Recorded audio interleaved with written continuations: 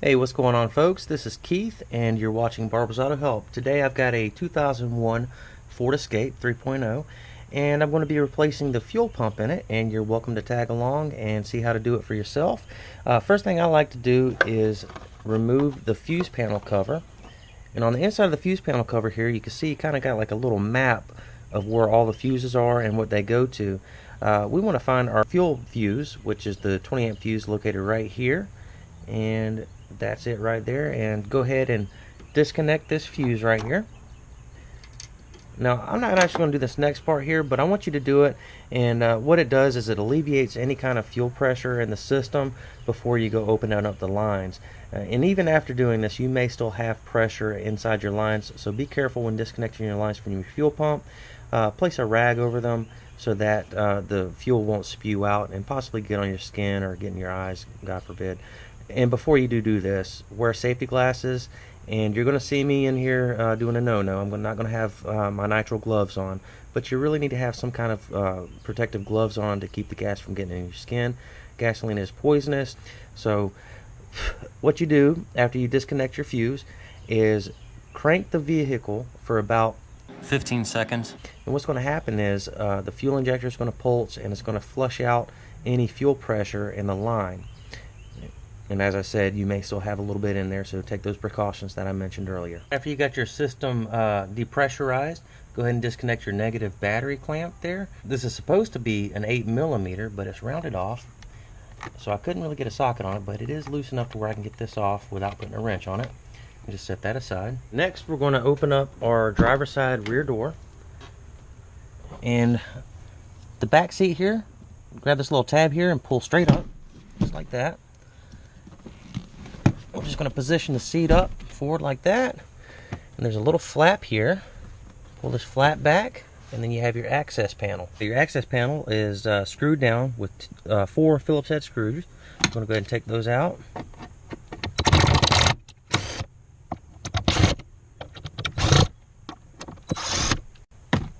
Set those off to the side so we don't lose those.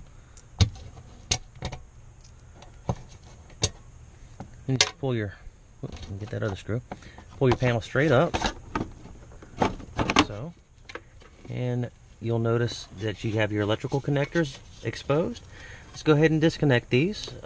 This one right here, just push down on that little locking tang, and then pull back on the other side. This one's similar, but the locking tang is right there. Just pull straight out. And this one hooks up to your pressure sensor. Push down on this tab here. It might be a little bit difficult because it's been in the weather for a long time, so we're gonna have to help this one out a little bit. Let's see here, get a little pick up underneath there. Come on, you. There we go. And push back on the sensor while you're pulling back on the connector. All right, so our electrical connectors are disconnected. Then we can go ahead and get our cover out of the way all the way. Now immediately you'll see it's dirty. You don't want to take your fuel pump out and open up your fuel cell to all that dirt and stuff. All that stuff will fall in once you take the fuel pump out. So we're going to take a paintbrush, and if you have compressed air, that'd work great too, but all this big stuff here, I'm just going to take a paintbrush to it and try to get it up and out of the way as best I can. I use compressed air at the shop. I'm sure you don't want this stuff inside the vehicle, so blowing air in there will probably blow dirt back up in the vehicle and probably on you. We got the area pretty well cleaned up around there. Get as clean as you can, okay? Now these fuel lines here, you're going to squeeze these locking tangs in like so, and just pull right out on the fuel line. Like that. Now what I want you to do before you do that is to do this by feel. I want you to put a rag over it so that it doesn't squirt gas back on you, okay? And pull it out. Same thing with this one. Put a rag over it. But these just squeeze right in. Set these off to the side as well as possible. Alright, now our fuel pump is exposed. Now for this next part, I'm going to use a long pry bar and a hammer. this is not the correct tool to use for this. This is the correct tool to use for this purpose, and there's a socket wrench that you could put down on the top of that big cross socket, and then put it over this nut here and twist it that way. I don't have that tool. It's at the shop. It's not mine. I couldn't bring it home, and you probably don't have one either. So we're going to use a pry bar and a hammer. This is not the correct way to use a pry bar, and you may chip the back of your pry bar or the handle by doing this, but we're going to put the blade of the pry bar on one of these ribs here, and we got to spin this thing counterclockwise to twist it off. It's just like a jar lid, and we're just going to tap on the back of that pry bar and try to get that ring to move. And you see that dirt jumping. I didn't get my fuel pump clean enough. I would rather you get yours cleaner. Okay, we're starting to get some motion here. Sorry to bang you around like that. It likes being hit this way.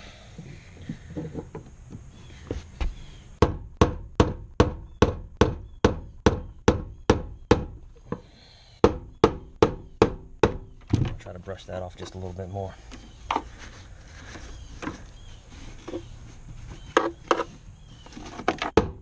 And by the way, a fire extinguisher is not a bad thing to have around. Actually, I suggest you get one, just in case.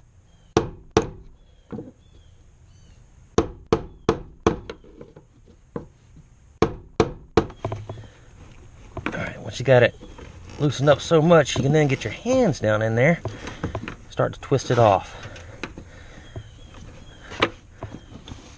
And the whole thing's going to twist. Alright, there we go. Go ahead and take our nut or retainer off, and we're going to go ahead and pull our whole fuel pump assembly out, just like that. Now you're going to have a float in there, and you kind of got to work it out.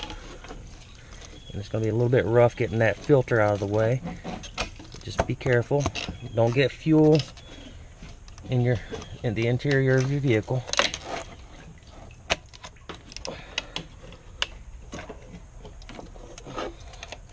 This thing right here fills up with fuel, so be careful when you're taking it out. Alright, and there we go. We got it out. Let's go ahead and set that off to the side. If you got an oil catch or something, place this in the oil catch and let it dry out, and dispose of the fuel properly. And you heard me talking about the fire extinguisher earlier. You may want to have a buddy around, so that just in case, God forbid, something does happen, they're there to help you if you need help. If you're on fire, you may not be able to grab that fire extinguisher and extinguish yourself. Have a buddy there, and do this at your own risk. Okay, this is dangerous. That's highly flammable. Okay, going back to that nut there, the way we had to get it off was we had to bang it off with a chisel and a hammer, basically. So there's a good chance that you may damage this in the process of replacing your fuel pump. They make these retainer rings. You can buy them for about 11 bucks. I would highly suggest you just go ahead and get you another one. It's a lot cheaper than buying that tool. I believe that tool is probably going to be in the neighborhood of 50 to 60 bucks, maybe more. So get you a new retaining ring when you get your fuel pump. Now this fuel pump here, make sure that this gasket comes off with the fuel pump. Sometimes they like to, well, this one probably wouldn't stay behind, or probably go in the gas tank because of this float here, but you know, just something that you want to check, make sure it's out. Your new fuel pump, make sure that your gasket is seated on the lip here, and make sure it's seated properly all the way around. And also, some fuel pumps require that you put a new strainer on. This one here comes equipped with an internal strainer, so there's no external strainer like on the old fuel pump here that I have to put on this fuel pump. You need to consult your parts professional and make sure that you have the proper equipment to go on your new fuel pump. This one right here, I had to put this float arm on. It just pops right into place. And now some of you may be wondering if you're going to have this thing clocked incorrectly inside the fuel tank. There's these little tabs here, one right there and one on that side, and they're different. They're actually different sizes, so they'll only go in one way. So just make sure that this lip here is flush with the top of the fuel tank before you put your ring on, and just go ahead and tighten it down, and you should be good. And these are the receptacles for those tangs that I just showed you on the lip of that fuel pump. Let's go ahead and put our fuel pump in.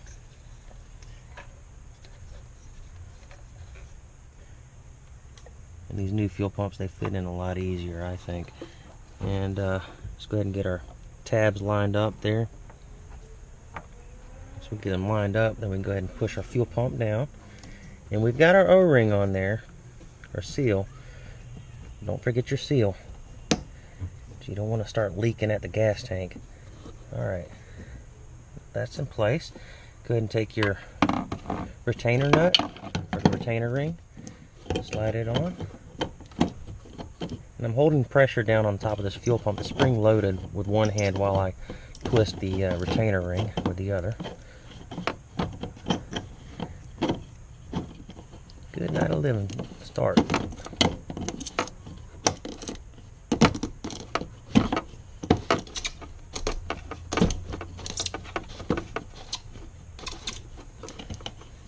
Alright, let's take two on that. That fuel pump nut was not the right size. So I'm gonna have to use my old one. I still suggest that you get a new nut for this. Even though I'm not using a new nut, I don't mean to say that it's okay. I've inspected it really closely and it doesn't seem to be cracked or anything. So, alright, now once you got it screwed down to where you can't screw it anymore by hand, go ahead and take your pry bar and your hammer. And we're not going to go crazy on it. We're not going to go break this thing, but we're going to tighten it up a little bit more than it is.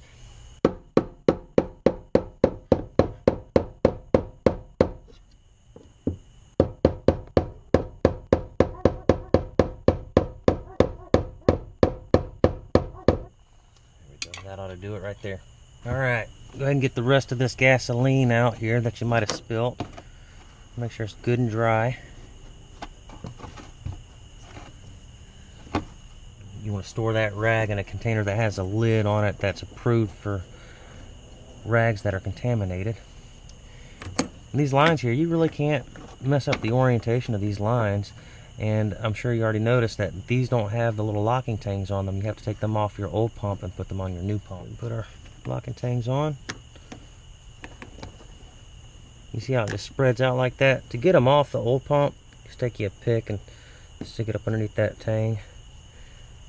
And put it up under the other one. Get some light on it so you can see. It comes right off. Just like that. Put our lines back on.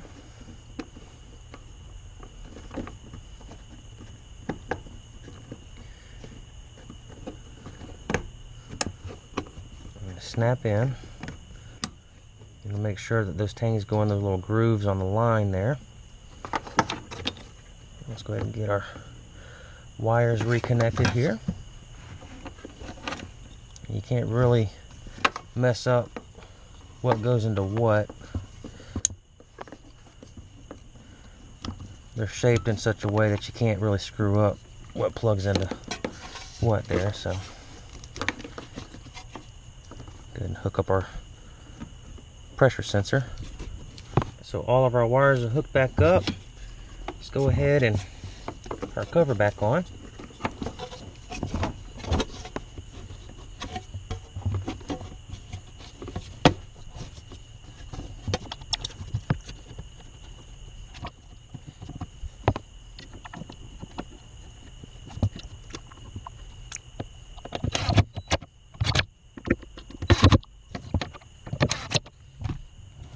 Put our flat back over. And let's put our seat back into place. Get your buckle back here. There we go. Let's see if it starts up. And you've probably already figured this out, but put your fuel pump fuse back in because you're going to have a tachycardia if you go to crank this thing up. the fuel pump fuse isn't back in there. You think you did the whole job for nothing. So put your fuse back in, okay? Also, reconnect your negative battery clamp. Take your wrench to that, tighten it up. Okay, let's crank it up and see what happens.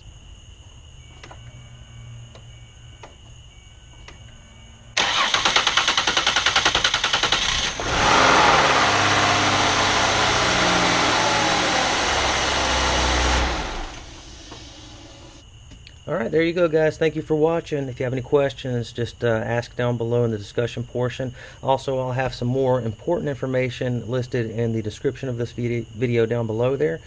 Please read all of that. There may be some safety information or some other information I need to clarify about this project in the description, so you need to read all that before you do this project.